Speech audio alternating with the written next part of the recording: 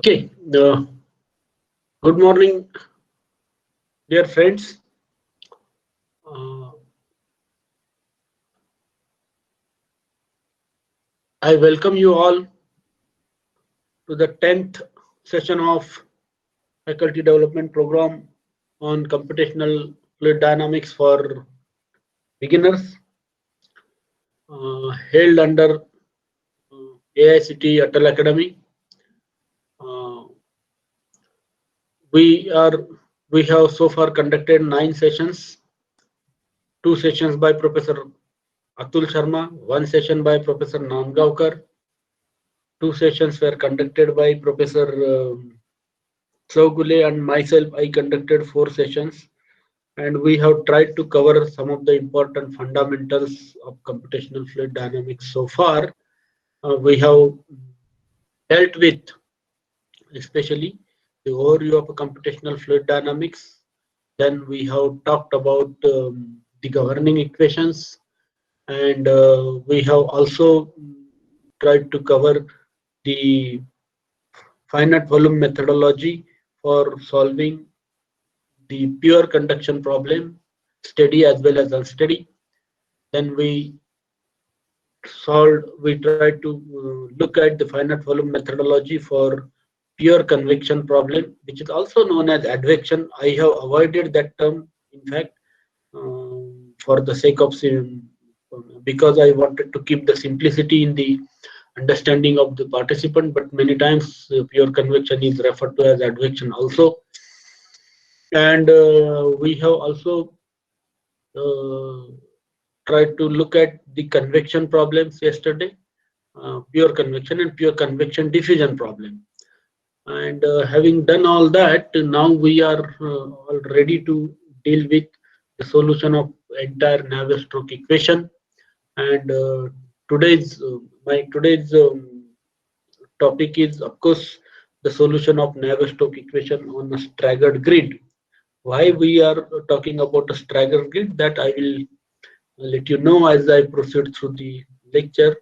But it is the staggered grid or the simple algorithm which is incorporated in almost all the CFD softwares which are available in the market, and hence it is proposed to deal with a simple algorithm which is which uses the staggered grid, in fact. So we will deal with this. Our objective is essentially to understand the solution methodology, especially a finite volume solution methodology for the entire Navier-Stokes equation. After going through this particular session, you should be able to write your own code for a simple problem of a lead-driven cavity. Lead-driven cavity is considered as a beginner's problem in computational fluid dynamics. So far, what we have dealt is conduction problem, convection problem. Those problems are very simple in nature, and the writing of code for those problems is straightforward.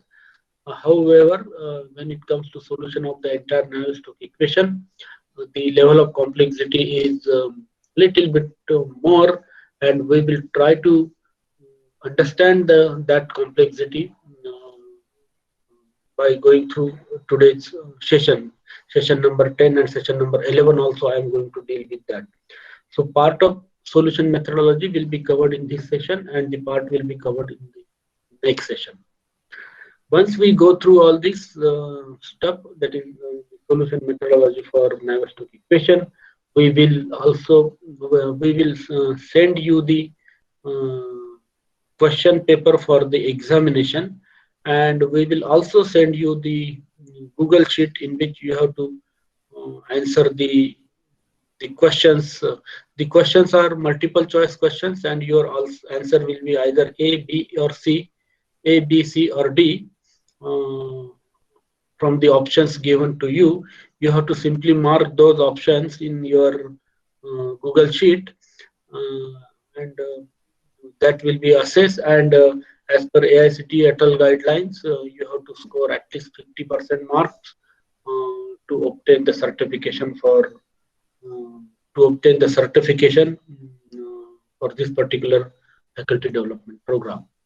So you are expected to return, or you are expected to fill up the Google Sheet by tomorrow morning, so that it becomes easy for us to assess your this thing, the question by today afternoon or by today evening. Mostly the question paper will be sent to you through email, and you have to answer to those questions in a Google Sheet, which will the link for which also be shared with. There is a questions or feedback link for yesterday. Yes, we will send you the feedback link for yesterday also. Yesterday, I myself conducted actually the sessions. Professor Sauguli's feedback you have already given. So my feedback you will be giving after I finish with all my sessions. Tomorrow I am going to take one more session. So after that, the feedback sheet will be sent. Feedback link will be sent to you about my sessions. So those are some instructions which I thought I must talk about before I begin with the actual stuff on the solution of Navier-Stokes equation on a staggered grid. So now let us begin with this. As I said, in the current session, we are going to deal with the solution of Navier-Stokes equation on a staggered grid. Of course, our objective is to deal with the finite volume approach. I mean, understand the finite volume approach to solve the entire Navier-Stokes equation. So let's begin. What we are going to do. To do this, we are going to consider a simple problem in the computational fluid dynamics, which is called a lead-driven cavity flow problem. Again, this is a hypothetical problem. What I mean to say is that when I say lead-driven cavity flow problem, what I mean to say is that there is a cavity, square cavity, which is filled with the fluid, having, let's say, some density as rho and viscosity as mu. So this is a real fluid, and there is a lead which is moving at the top with velocity, let's say u0, and it is continuously moving. Such a problem is called a lead-driven cavity flow problem, and because now this is moving, the momentum of this lead or momentum of this plate, which is continuously moving on the top of the cavity, is given to the fluid, and because of that, the motion is set in the fluid particles, and then fluid starts moving in this cavity like this, and then capturing this motion by solving the Navier-Stokes equation, that is by solving the x momentum and y momentum equation, is our objective. Our objective is to understand the velocity distribution and pressure distribution within the flow domain. So, and the velocity distribution, when I say the velocities are velocity has got two components, the u velocity and v velocity. So our objective is to determine u as a function of x and y, and of course time also if it is an unsteady state flow problem, and v velocity as a function of x and y. Then we can also look at pressure as a function of x and y. Once we determine u velocity and v velocity and pressure, we can find out some of the parameters, like we can also determine the vorticity which is developed within the flow. We can also draw, once we know the u velocity and v velocity, we can also draw the streamlines within the flow domain. So streamlines help us to understand how the flow behaves, how the flow is occurring, or it helps us to understand the nature of the flow.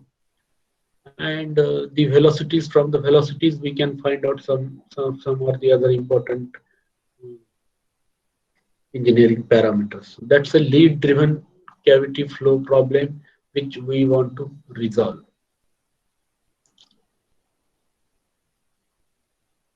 And what are the governing equations for that? The first governing equation is, of course, the continuity equation, which is divergence of rho u vector. Sorry, there is this vector sign missing. This is divergence of rho u vector is equal to 0. That's my continuity equation. In the expanded form for Cartesian coordinate system, I can write this equation as del u by del x plus del v by del y is equal to 0. Rho, if it is assumed to be constant, it is taken out of the derivative, and hence what is left is del u by del x plus del v by del y is equal to 0. That's my continuity equation, which is a mathematical representation of principle of conservation of mass. We have gone through the derivation of this equation when Professor Nangaonkar dealt with. The second important equation is x momentum equation. It is del by del t of rho u plus divergence of rho u vector u is equal to mu into grad square u minus grad of p dot I cap. When I say I cap is nothing but it is a unit vector in x direction. So this quantity for x momentum equation turns out to be del p by del x. This is del p by del x, that is grad p. Grad p dot I cap means it is del p by del x. It's a pressure term. So this is my unsteady term, this is my convection term. On the other side I have a viscous force and I have a pressure force. I am not using a body force here, but maybe it can be included as x capital X. Then I have the third equation as del by del t of rho v plus divergence of rho u vector v is equal to mu grad square v minus grad p dot j. When I take the dot product with j cap, it means j cap is nothing but it's a unit vector in the y direction. So if I take the dot product of grad p with that of j, this quantity turns out to be del p by del y. So this is del p by del y. And then if my problem involves, again, this is my unsteady term, this is the convection term, this is viscous force term, and this is pressure force term. If my fluid flow also involves heat transfer, I need to solve the energy equation also. And the energy equation goes like this. It is Cp del by del T of rho T plus Cp divergence of rho U vector T. This is my unsteady term. This is my convection of a heat. And this is a conduction term that is equal to K grad square T plus Q bar. This is a heat generation term. Here when I'm saying this is convection, it means it is a convection of momentum. This is a convection of X momentum and this is a convection of Y momentum, and this is a convection of heat. This is diffusion of momentum, which is also called a viscous force term. This is diffusion of X momentum. This is diffusion of Y momentum. This is diffusion of heat. So these terms are essentially diffusion terms. All these three equations, momentum and energy equations, which are also called transport equation, that is the transport of momentum or energy, can also be written in a generalized form as C, which is either Cp or maybe 1 for the momentum equation. C del by del T to rho phi plus C divergence of rho U vector phi is equal to lamp phi grad square phi plus S phi. So this is generalized equation which was talked about when Professor Nangaonkar dealt with. Our usual practice is to divide the entire domain into small number of control volumes, then locate the cell centers, and then designate those cell centers with I comma j. Those are running indices. Or designate those cell centers with P, capital E, capital N, capital W, or capital S, that is S, east, west, north, south neighboring cell centers. So such kind of a methodology is called, this particular step is essentially called grid generation or discrete representation of domain, which we have talked about several times. However, we are not going to make this particular type of a grid generation. We are not going to use this particular type of a grid generation for solving the entire Navier-Stokes equation in this session. Of course, such kind of a grid can also be used. Professor Atul Sharma himself has developed the methodology to make use of such kind of a grid for obtaining the solution. But traditionally, there is another methodology which we all which almost all the software make use of, and that is staggered grid. This kind of a grid is called a co-located grid. That is, x momentum, y momentum, and energy equation is solved for the same type of same control volume. However, in a staggered grid, which we are going to make use of, the x momentum equation is solved for the control volume which is slightly displaced. Y moment in x direction. Y momentum equation is solved for the control volume which is slightly displaced in the y direction.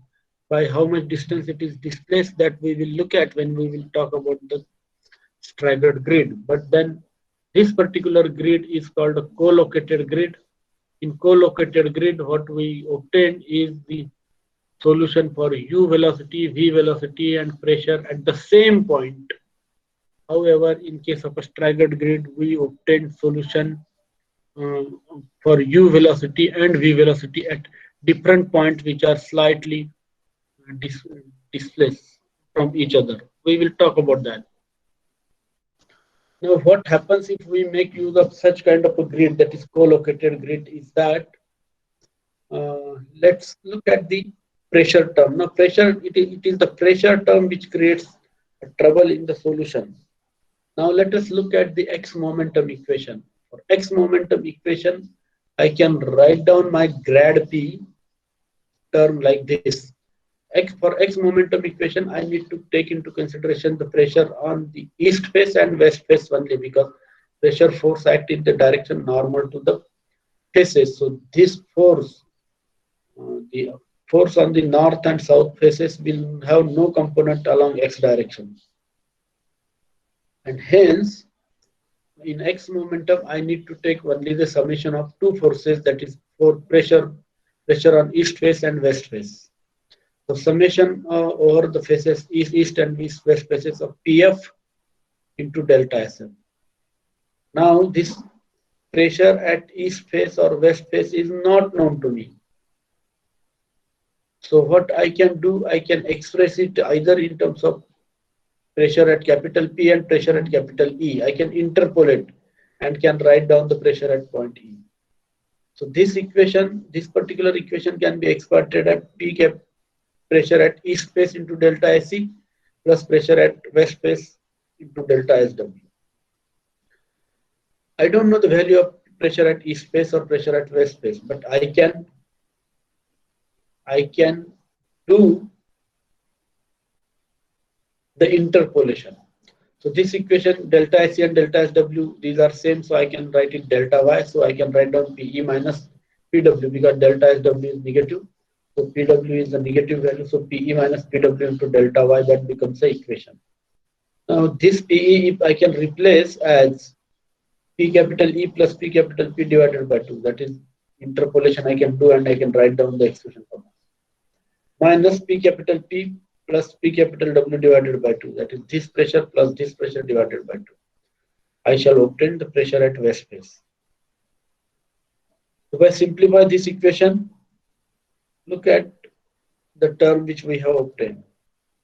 It is P capital E minus P capital W.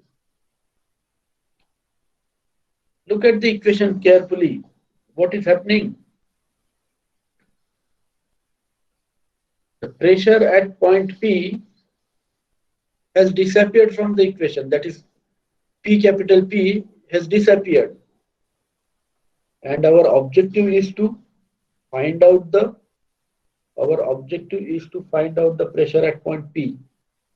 And that term itself is disappearing from the equation. So we will not be able to calculate pressure at point P if I use such kind of interpolation and we try to find out the pressure at point P. It is not possible because my pressure P is disappearing from the equation. And if at all such equation is to be satisfied, the thing is that the pressure field, if I obtained somehow the pressure field to satisfy such kind of equation, my pressure field will be zigzag in nature, which is really unphysical and is not anticipated or expected. Similarly, if I take into consideration the continuity equation, what is continuity equation? Summation over east, west, north, south phases of mass flux or mass flow rate, summation over the east, west, north, south phases of mass flow rate should be equal to 0. That is summation over east, west, north, south phases of rho UF. What is UF? UF is the velocity on the face, either east face, west face, north face or south face. So velocity on the faces, rho into velocity on the faces into delta S sub. So that gives me the mass flow rate. Mass flow rate across either east, west, north or south faces. Now look at the equation again. This UF on the faces is not known to me, but I can do some interpolation and I can write down the equation. So what is UF for east and west face? I can write it as UE minus UW into rho delta Y, that is this is delta SF. For east face is delta Y and for west face it is minus delta Y, plus UN minus US, that is velocity at north face and south face, into rho into delta X. This area is delta X. For south it is minus delta X, so this minus sign is carried with US. Now this UE can be replaced as U capital E plus U capital P divided by 2. This can be replaced as U capital P minus U capital plus U capital W divided by 2. Similarly, these two terms can be added to obtain UN. These two terms, velocity at these two terms locations can be added to obtain US. And if I then simplify, what I obtained is U capital, because U capital P plus minus will cancel out in both the terms. And I am left with U capital E minus U capital W into rho delta Y by 2 plus U capital N plus rho minus U capital S into rho delta X by 2. Now look at the equation again. The term which is U capital P has disappeared from the equation. And our objective is to find out the velocity at point P, that is point under consideration. So because my velocity is also disappearing from the equation, my pressure also disappears from the equation if I use the discretization which we have so far followed with co-located grid. This phenomena is called pressure velocity decoupling. And this pressure velocity decoupling is not expected, because by doing so, we actually have to face the problem that the parameter which is required to be determined, that parameter itself disappear from the equation, and hence this co-located grid is not. And then if I want to satisfy such kind of equation on the co-located grid, I need to have a zigzag velocity, wavy velocity field, which is again unphysical and unrealistic. So these are the problems when I make use of a co-located grid. I hope I am clearly audible to all of you and the presentation is clearly visible. Am I? Yes, sir. Yes, sir. Okay.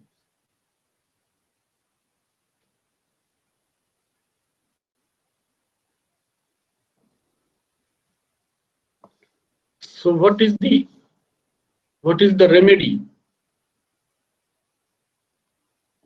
The remedy is staggered grid. What do we do in a staggered grid? What we do, see here, the yellow circles which I have shown are the cell centers of a main control volume which we were considering so far. So what we do, we draw some horizontal lines, we draw some vertical lines, and we form the small control volumes with east, north, west, and south faces to each of the control volume. And at the center of the control volume, we locate the cell centers. And these cell centers or the control volumes around these cell centers, yellow cell centers, are called main control volume or scalar control volume. Here it is written scalar control volume. Now what we do, we assume that on the vertical faces of the scalar control volume or main control volume, there lie a cell center which around which we can draw a cell or a control volume which can be called U control volume. So the green squares which I have shown here are the cell centers which represent U control volume. We assume that on the vertical faces of the main control volume, there lie the cell centers which represent U control volumes. So these are my cell centers. Your green cell centers are for U control volume.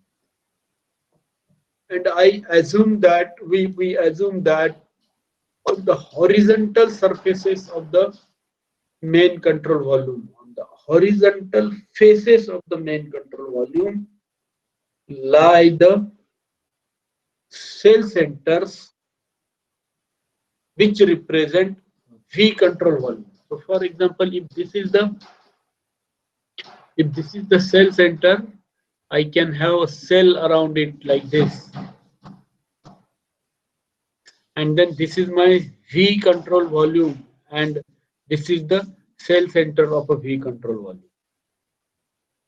So what we have done essentially here, we have shifted the cell centers for U control volume by delta x by 2 distance in the forward direction, and we have shifted the cell centers for V control volume by delta y by 2 distance.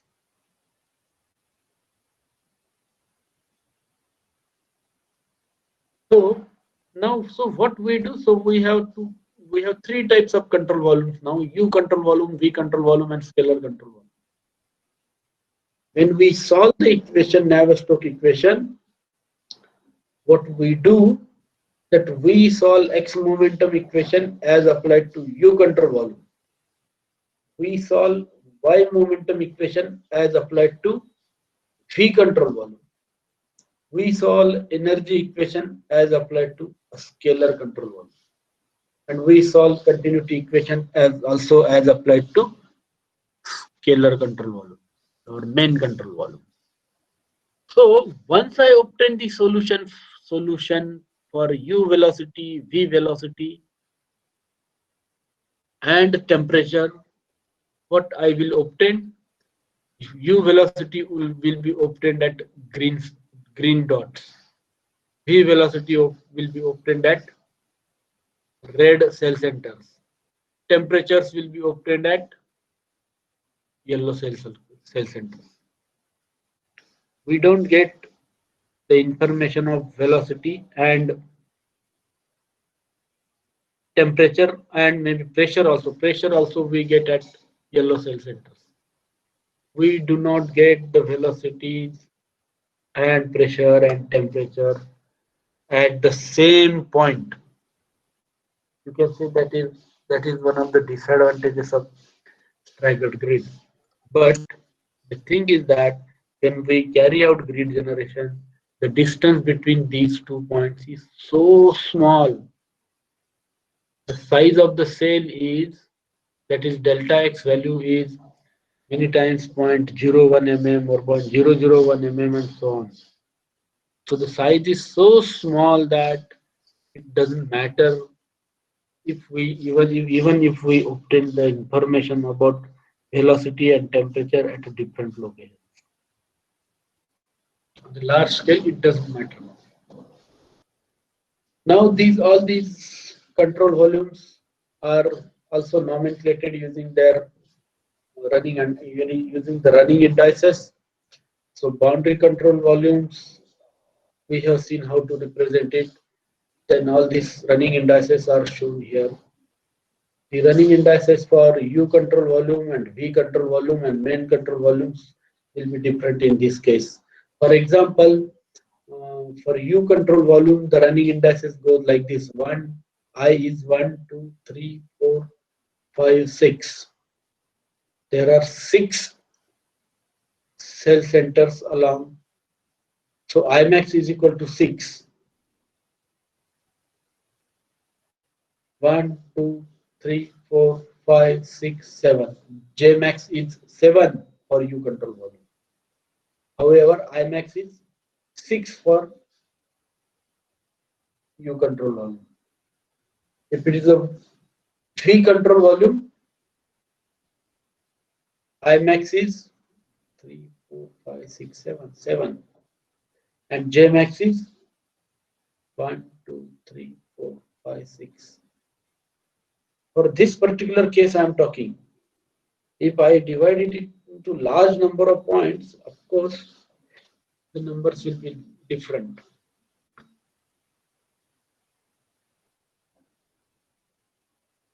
And then for main control volume, I have 1, 2, 3, 4, 5, 6, 7. Imax is equal to 7 and Jmax is also equal to 7.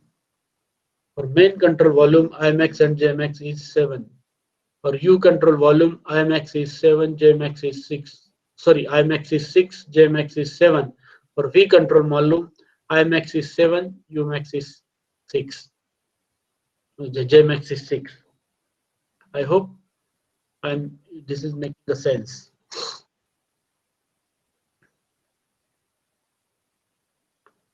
Here I am showing all the control volumes independently. Like see, this is my U control main control volume. At main control volume, I know the pressure at this. This is my PP, pressure point under consideration. On the vertical face of a main control volume lies UP. This is my UP. This is west neighboring cell center UW. On the horizontal face of top face of main control volume lies VP. So if this is VP, this becomes my VS, that is cell center for the south neighboring cell of a V control volume. Around this UP, we construct the cell passing through PP. So we will have a cell like this. And thus, if this is my UP, it's on its vertical west surface will lie PP, and its east neighboring cell center will lie on the vertical west face of UP. If this is my UP and this is VP, so on the north west vertex of UP lies VP. On the northwest vertex of U control volume lies VP. And then this is bound to be VS. And in that case, so this is VP.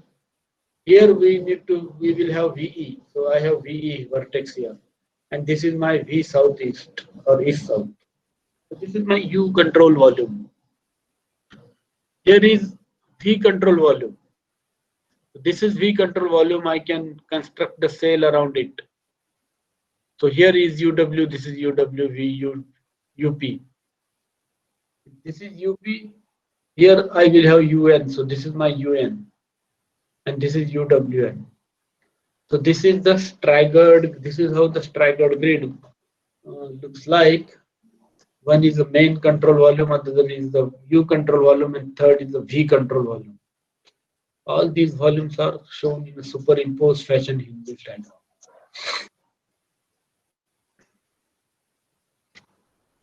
I hope I am able to communicate with you. Is the voice clear and PPT clear? Please respond verbally.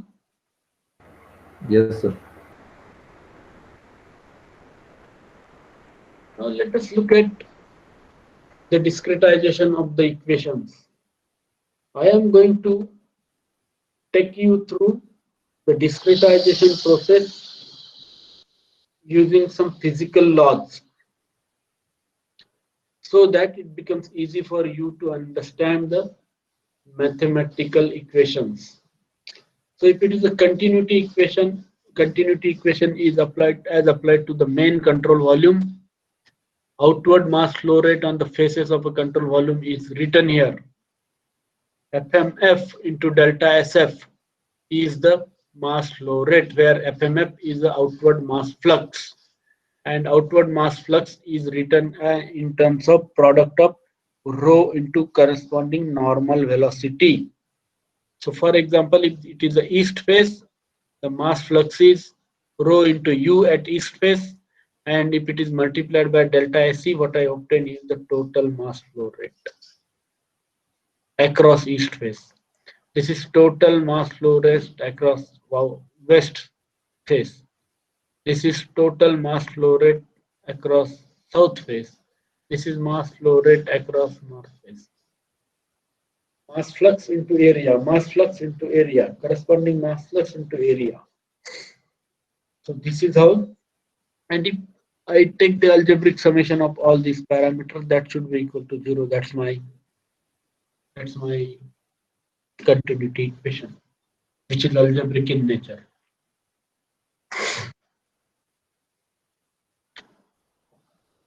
The same equation, the same continuity equation, which is represented diagrammatically here. The terms are represented diagrammatically. I am now writing using the staggered grid information. Here, instead of UE, I have UP. So my equation turns out to be rho UP delta SC. Here it turns out to be rho VP delta SN. Here it is rho capital W delta SW, rho VS delta SS. So this is a continuity equation, diagrammatic representation of various terms in the continuity equation using staggered grid information. What is continuity equation? Then I can write down mass flux is equal to rho u nf, or mass source is equal to summation over east west north south faces of FMF delta SM. This mass source is 0, it means my continuity is satisfied. And if the continuity is satisfied, it means the corresponding velocities are correct. And if the velocities are correct, that means my pressure is correct.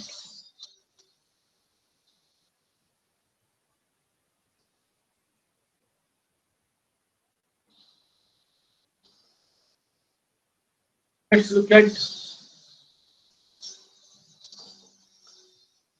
look at the discretization of an unsteady term. Maybe for U control volume, V control volume, and T main control volume. I can write down the generalized equation as, unsteady term can be represented as C into integral over delta Vp del by del T of rho phi d. As talked earlier, this particular derivative has got different values at different locations, but we assume the mean value, we assume that mean is constant, we take it out of the integral sign, and what is left inside the integral sign is dv, and its integral is delta Vp. So C del by del T of rho phi mean. We further introduce the approximation and write this term as C del by del T of rho phi at point P. We assume that the mean value of this particular derivative also prevails at the cell center, that is P. And then this derivative can be replaced by two consecutive values at two consecutive time instances, that is phi p at n plus 1 level minus phi p at nth level upon delta t. Delta t is the time duration between two consecutive time instances, and that is multiplied by rho into delta Vp. That's already there. Rho is assumed to be constant and is taken out of the integral derivative sign, taken out of the differential. Now this is the unsteady term I'm talking about. Let us look at the convection term, is also known as the momentum lost. If we consider the convection of the momentum, we also can represent it in terms of either x momentum loss or y momentum loss. If phi is u, it is x momentum loss. If phi is v, it is y momentum loss. How much x momentum is lost? Through the east phase or west phase or south phase or north phase, that can be directly written by considering a cell center under consideration. So x momentum loss through east phase can be written as rho u into phi at east phase. Among this, rho u is the mass flux. This mass flux, if I can multiply it by delta AC, I get mass flow rate. And to mass flow rate, if I multiply by the convected variable, I get the convection of phi. This is also called x momentum loss.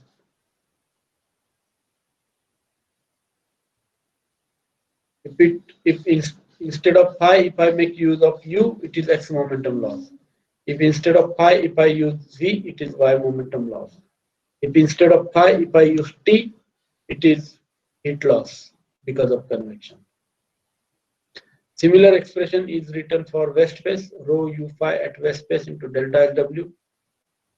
Here, in order to determine the mass flux, I need to know the vertical velocity, and that is v. So rho into v is a mass flux. So this mass flux, if I multiply by area, I get mass flow rate, and to that, if I multiply by phi, I get the convection of that phi, and which is either x momentum loss through north phase or y momentum loss, depending on whether phi is u or v.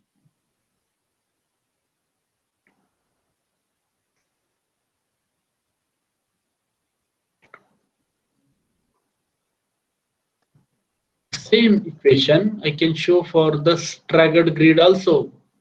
That was shown for the main control volume. Now we are going to deploy this X momentum equation for U control volume. So what we do, I have UP here onto this. At this point we have PE. Here we have PP. We have seen U control volume. This is my U control volume. So what I need to do, because I am going to solve X momentum equation for U control volume, I need to consider the mass flow rate across the faces of U control volume.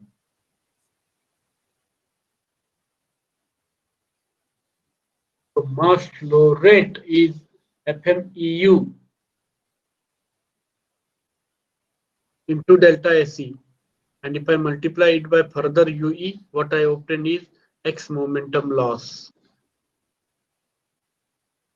MV is your momentum.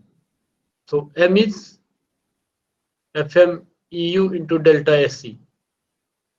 This is flux into area, is mass flow rate. To that mass flow rate, if I obtain by the velocity at the face, I can calculate X momentum which is going out through this particular phase. But then how do I find out FMEU? How do I find out this? To know this quantity, what is required? Rho into velocity here, but velocity here is not known to me. So what I can do? I can calculate this velocity by using UP, and onto this side we have UE. So UP plus UE divided by 2, I can do the interpolation and find out the velocity here, and that velocity can be used to calculate FMEU. And then how do I find out UE? That is velocity on the east face of UP. That can be calculated using convection scheme. So FMEU is UP plus UE divided by 2. See, it is UE plus UP divided by 2 into rho. That is my FM. Mass flux. To this mass flux, if I multiply by area, I get mass flow rate. And to that mass flow rate, if I multiply by velocity UE, I obtain momentum, rate of momentum loss across east face. The same equation I can write down for north face, west face, and south face. Only thing you need to ensure that the equations for FMNU, FMWU, FMSU, you write those correctly. How do I write the expression for FMNU? I don't, to calculate the mass flux here, I need to know the velocity in the direction normal to the horizontal face, FMNU. And this normal velocity, I don't know the velocity here. So how do I find out?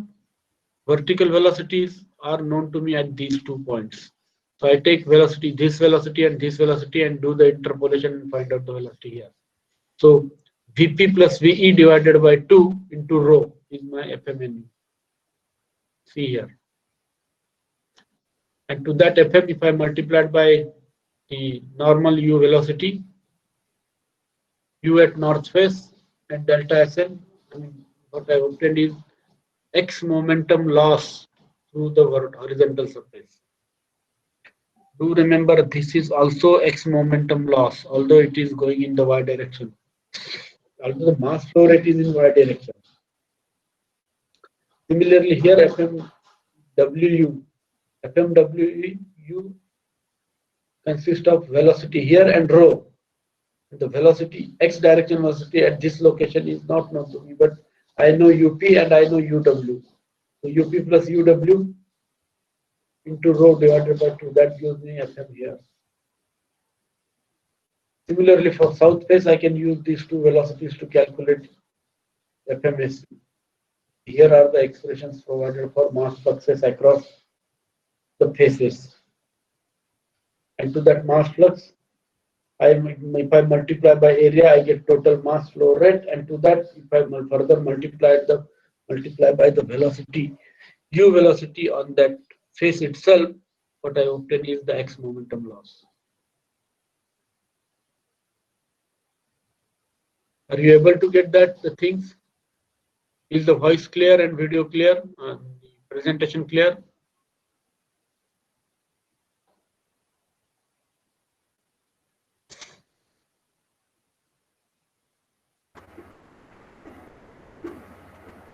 Yes, sir.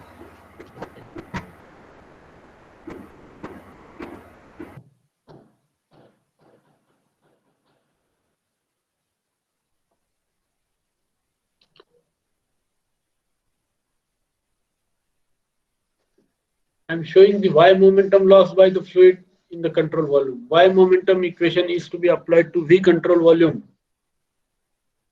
So this is the east face of a V control volume. I need to calculate mass flux across this phase, then multiply it by area to get total mass flow rate across this place, and then multiply this mass flow rate by V velocity at this phase. Why V velocity? Because we are talking about Y momentum loss. And V velocity at this phase is not known to me, but I know the velocity here and the velocity here also V capital E. So Vp plus V capital E divided by 2 into rho is the mass flux here, FMEVC, UN plus UP. I can take the average of these two because it's the horizontal velocity. It's not vertical velocity. Sorry. So UN plus UP divided by 2 is the velocity here, and to that velocity, if I multiply by rho, I get mass flux. UN plus UP divided by 2 into rho, that gives the horizontal velocity. The same thing I can do it for north face of a V control volume, FMNV. How do we calculate FMNV? I need to know the vertical velocity. So I know the vertical velocity here. I know the vertical velocity at north point of V control volume, sorry. So Vp plus Vn divided by 2, that gives me mass flux here. Look at this. I can calculate the mass flow rate across all the phases like this, and then I can sum it up. If I sum all these convections, so this is a convection across east phase, this is convection across north phase, convection across west phase, convection across south phase. If I do the summation of all these convections, what I obtain is a total convection occurring across all the phases of a control volume, but V control volume now.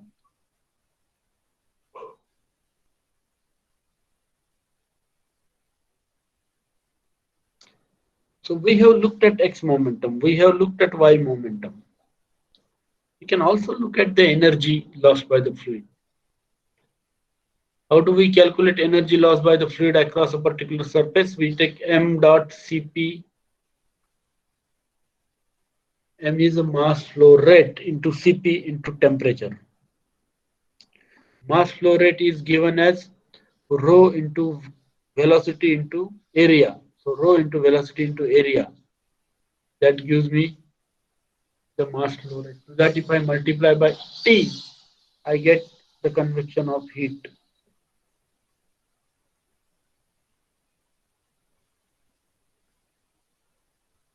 So this is MCPT for east phase. This is MCPT for north phase. This is MCPT for south west phase. This is MCPT for south phase. And because my mass flow rate term is in terms of maybe kg per unit time, the heat loss is in terms of heat loss is also in the form of a rate of heat transfer. So this represent convection rate of heat transfer. If I add all these together, what I obtain is CPT, convection occurring across all the faces of the cell centers, all the faces of the cell centers.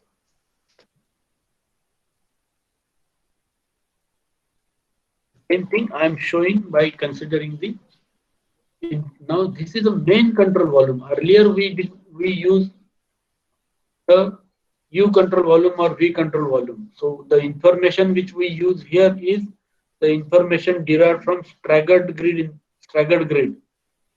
Here I have shown you energy equation we apply to the main control volume or scalar control volume, and hence this information is to be correspondingly replaced by the information derived if my grid is a staggered grid.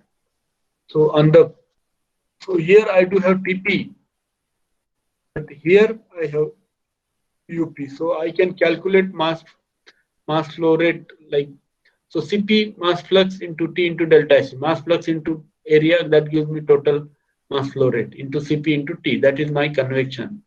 But this FME is can be directly calculated as rho into UP. Rho into UP. Or this FMNT can be calculated as, because on the surface of a main control volume or the faces of the main control volume lies the cell centers for either U velocity or U cell centers for U control volume or V control volume.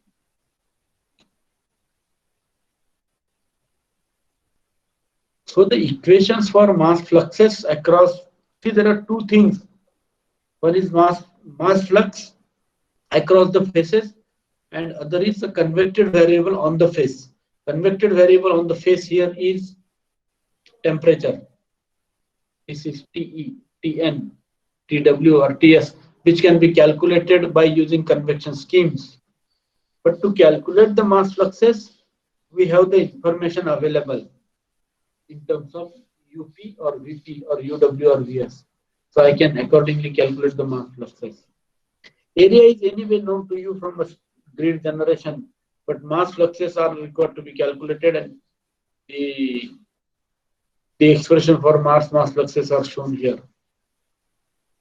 For example, if this is FMWT, FM here it is nothing but it is UW is lying there, so I know the velocity at that point. So it is rho UW itself, like this.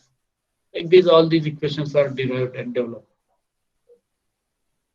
So do remember, when we'll be solving the actual Navier-Stokes equation for, let's say, convection part, I need mass flux across all the faces, which is derived from the initial guess values of the velocities at all the cell centers. And for calculating the convection heat transfer, apart from mass flow rate, we also need to know the temperature at that location across which we are calculating the heat transfer. So that temperature is to be calculated using convection scheme. So this variable is to be calculated using convection scheme. Similarly here, VE is Vn, this is to be calculated using convection scheme, but mass flow rate can be calculated by using the current data which is available with us.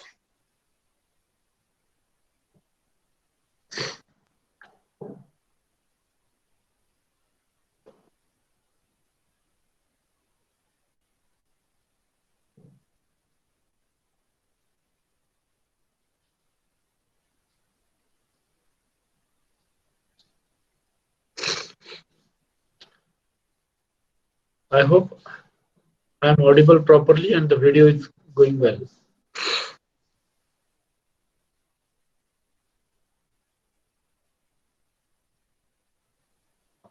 Yes, sir. Please give me 1 minute.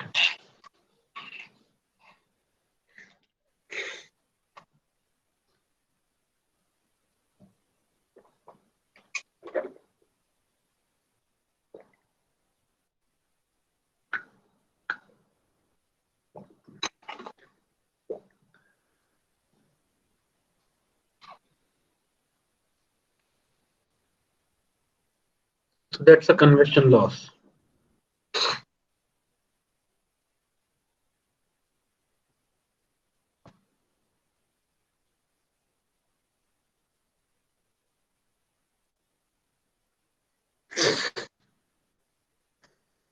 So once we know physically how to determine the convection fluxes or the convection, I can write down the expressions now.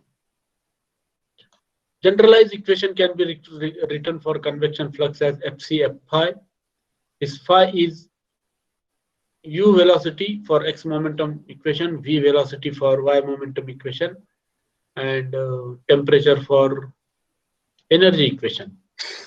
So this Fc phi is given as C into Fm F phi, mass flux,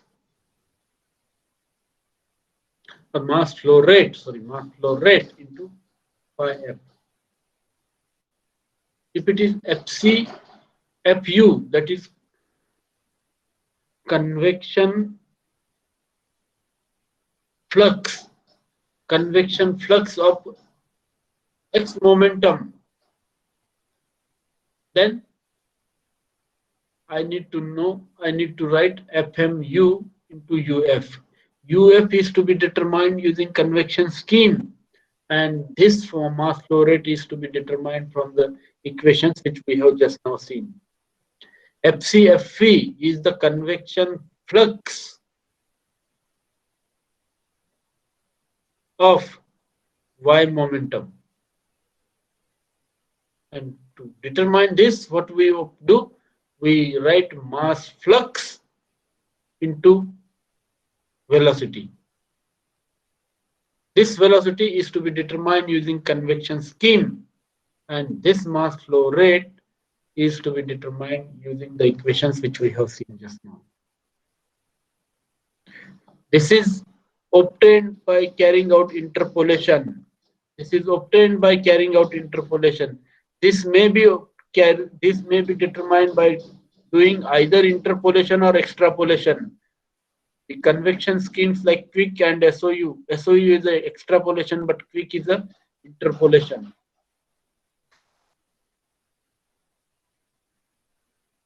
So similarly, outward internal energy flux in the energy equation can be calculated as FCFT, which is convection flux. This is Cp FmFT. This is mass flux. To that I multiply by Tf. Tf is to be calculated using convection scheme, and FmFT is to be calculated using the equations which we have just now seen. See here, these equations I am talking about. So mass flow rate, these equations are required to be calculated. Mass flow rate is a driver, and this Tf is a driven variable. Vf is a driven variable, Uf is a driven variable, but this is driver, and the driver's capability is to be calculated in terms of mass flow rate. I hope I'm making sense. If I know the fluxes, I can write down, if I know the fluxes across all the phases, I can write down the total convection. So Cp phi is the total convection occurring across all the phases. If phi is u, it is a convection of x momentum. If phi is v, it is a convection of y momentum. If phi is t, it is a convection of heat. So this Cp phi is given to you as summation over east, west, north, south phases of FCF phi into delta SF. That is convection flux into area, corresponding area, convection flux into corresponding area, and then I take the summation of all that, and that gives me the total convection occurring across all the phases of the control volume. This has been split for xy and xy direction, and also written for the energy equation. Cpu is nothing but the total convection of x momentum across all the phases of a P control volume. Cpu is a total convection occurring across total convection of x momentum occurring across all the phases of a P control volume, of a PEEP, that is cell under consideration.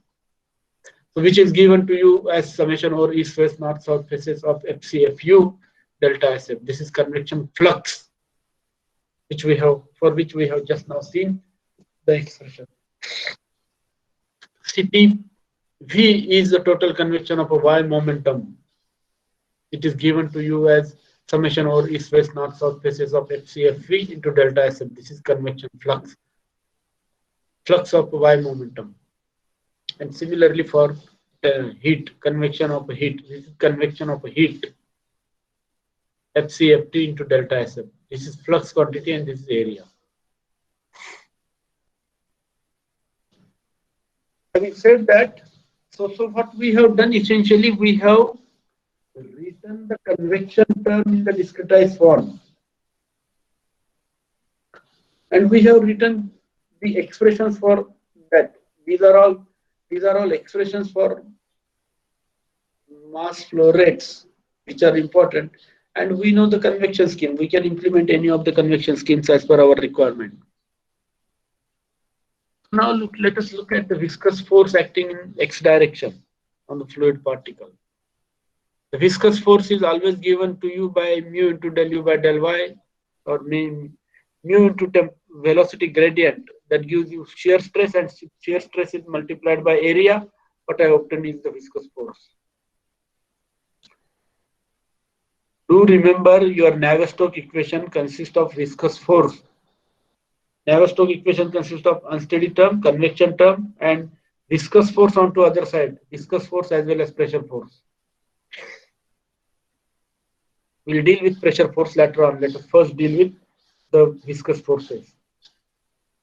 If it is a regular control volume, P control volume, this is east face, north face, west face, and south face.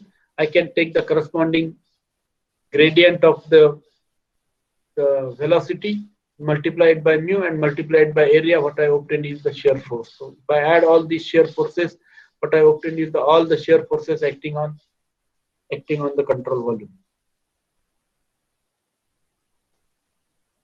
When it comes to the viscous force acting in x direction, this was the generalized equation I wrote. But when it comes to writing an equation for viscous force acting in an x direction, we can simply write down, for example, let's say this viscous force acting on this face is the velocity gradient here. What is the velocity gradient here? I can take onto this side, we have this is my UP, so onto this side I will have UN. UN minus UP divided by distance between two, that is delta YN. So this is my velocity gradient, to which I multiply by mu. I get shear stress, to that I multiply by area. I get total shear force. This is how I can calculate the shear force here also. Here also I can calculate the shear force like this. So UE minus UP divided by the distance between two is the velocity gradient. In fact, viscous force does not act if the flow is occurring in x positive direction. Viscous force in x direction will not occur here, but for the sake of understanding, I have written these equations. So when the viscous forces which will be acting here are like these viscous forces. The same thing I have written by, in this slide, I did not show you the adjoining cells. Here I am simply showing you the adjoining cells, so that the concept of the viscous force is clear to you. See now the viscous force acting here is UN minus UP divided by distance between the two, that is velocity gradient. To that I have multiplied by mu, and to this I have multiplied by delta SL. Similarly here, this is UP minus US divided by distance between two is delta YS. So that I am multiplying by mu, that gives me shear stress, and that shear stress multiplied by delta SS gives me the shear force.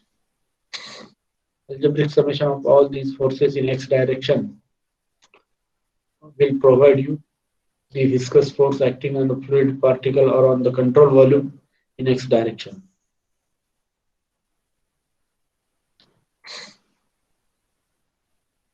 Viscous forces acting in y direction can also be written in the same way. Again, mu to dv by dx or dv by dy. Velocity gradient. Of course, the velocity in v direction is required to be considered to calculate the viscous force acting in y direction. This is as applied to the main control volume, but when we apply it to the V control volume, because we want to solve y momentum equation for V control volume, I can write down the velocity gradients like this.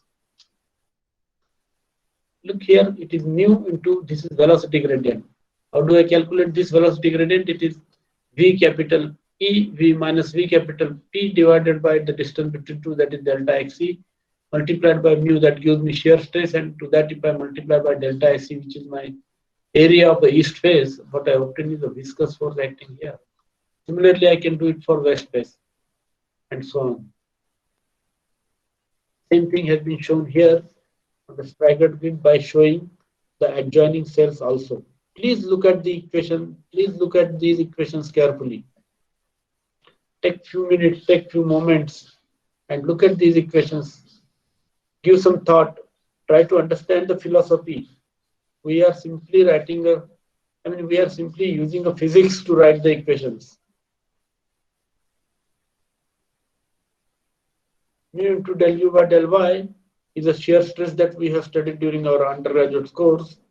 You have studied that in your 12th standard as well, and the same concept is being used here.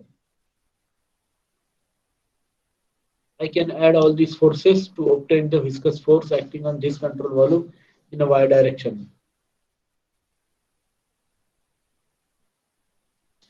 Similarly, I can do the I can find out viscosity. Determination of determining the viscous forces is nothing but resolving the diffusion term.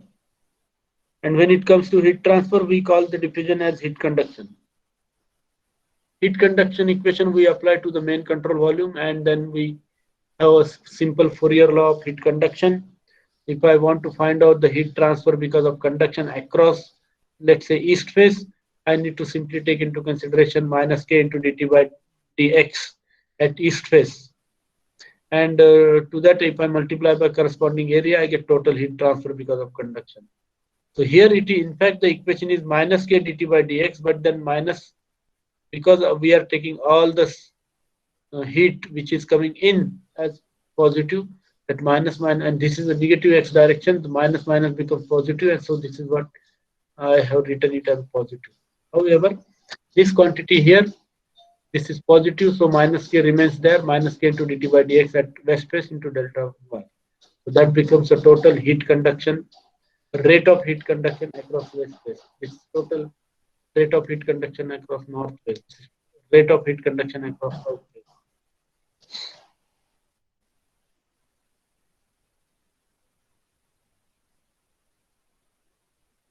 The same thing I am sharing with the information which is derived from staggered grid. See here, this is TP, I have UP here, and I have TE onto this side. So I can write down temperature gradient in terms of temperatures and corresponding distances. Be more clear in this slide. TE minus, sorry, here it is to be TP by mistake. TE minus TP divided by distance between two into K into delta SE. Tn minus TP upon delta Yn into K into delta Sn. So these are the terms which represent total rate of heat conduction across each of the faces, and if I add all these, what I obtain is the total rate of heat conduction occurring across all the faces of a control volume, TP control volume. I hope that makes sense. So, having said all this, I can now write down the expression for diffusion. This is diffusion flux. I am writing a generalized equation first, and then I am writing the corresponding equations for diffusion of x momentum, diffusion of y momentum, and diffusion of heat. The first term is the generalized term. Diffusion flux of phi across a particular phase. It is lam phi into del phi by del n. This lam is mu or lam is k. Mu for x momentum equation or y momentum equation, and k for heat conduction term. That is for energy equation. For x momentum equation, it is mu. Y momentum equation, it is mu. And for energy equation, it is k. So viscous stress in momentum equation is FdFu. So now what is FdFu? It is a diffusion flux of x momentum. This is diffusion flux of y momentum. This is diffusion flux of heat.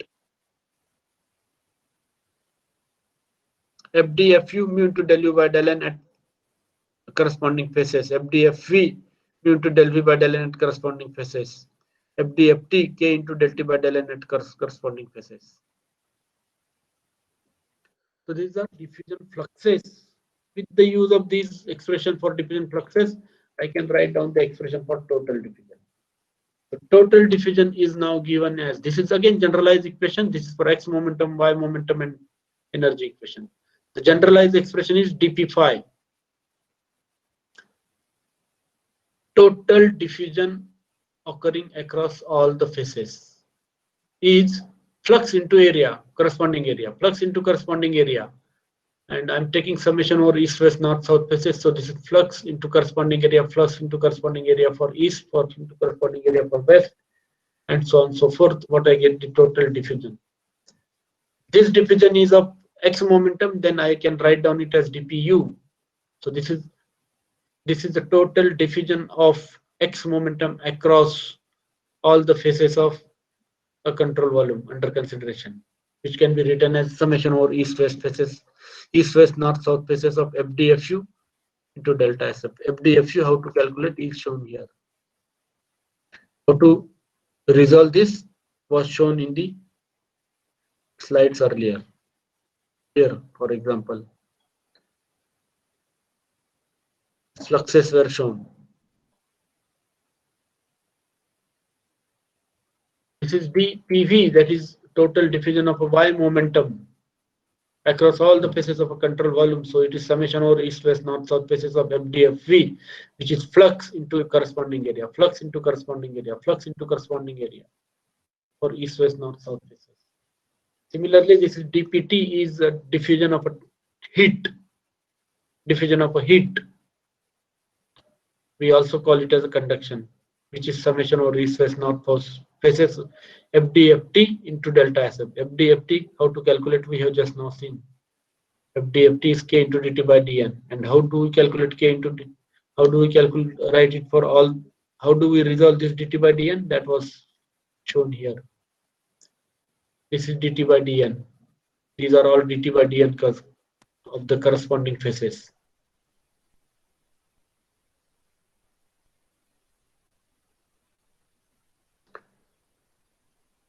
So what we have done, we have so far dealt with the convection term, the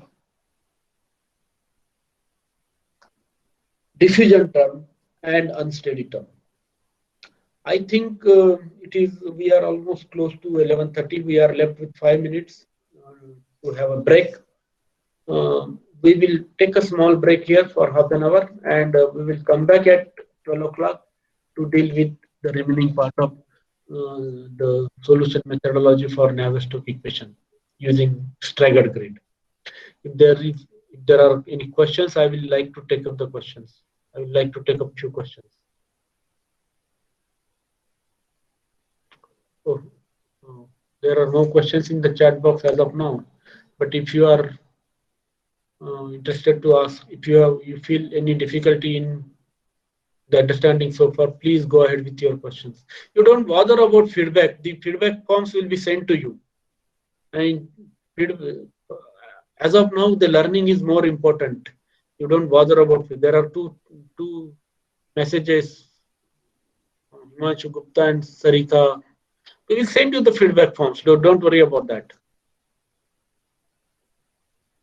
Is there any question, by the way?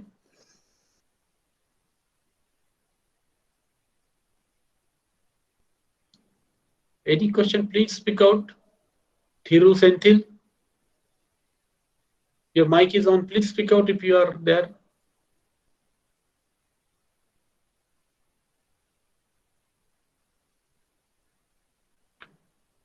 No questions? Am I audible or not? Am I audible or not?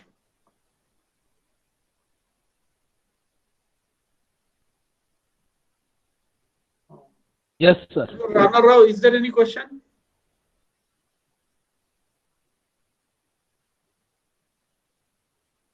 Professor Rana Rao, is there any question?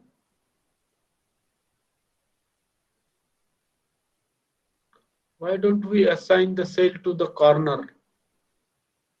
Why don't you assign the cell to the corner means, yes, we do assign cell. At the corner also there are cells. We have seen earlier. Hemant Phegde, Professor Hemant Phegde, can you please clarify the question? Professor Hemant.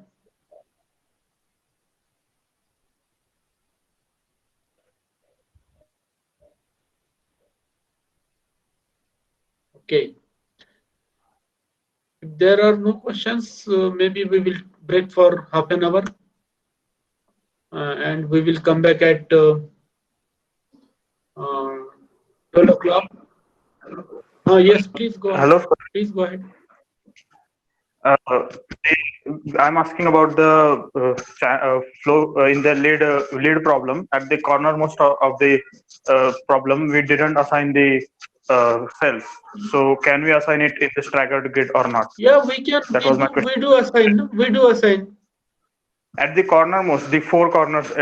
If you please go back to the slide of the first staggered grid, I will be more easily communicated with you. Yes.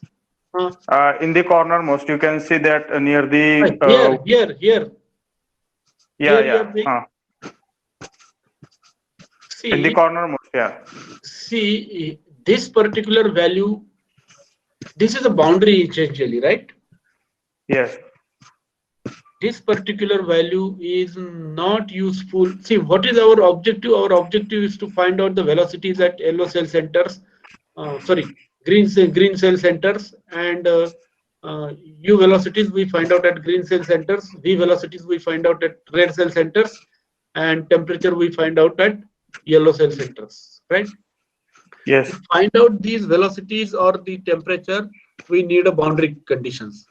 So we need a boundary values. So if I want to find out the velocity here, I don't need this boundary. I need this boundary. This boundary. Okay. This, So there is, I mean, that particular value is of no use as such. Okay. And hence we don't show any cells there.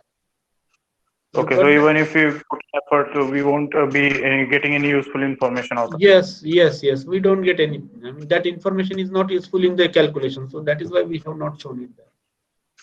Okay, sir. Thank you. Is there any more question?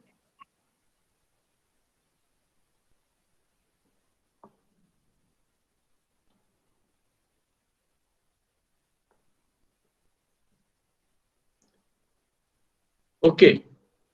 So, dear participants, I will stop for now. We'll break for half an hour and we'll come back at 12 o'clock sharp. Thank you very much for patience listening.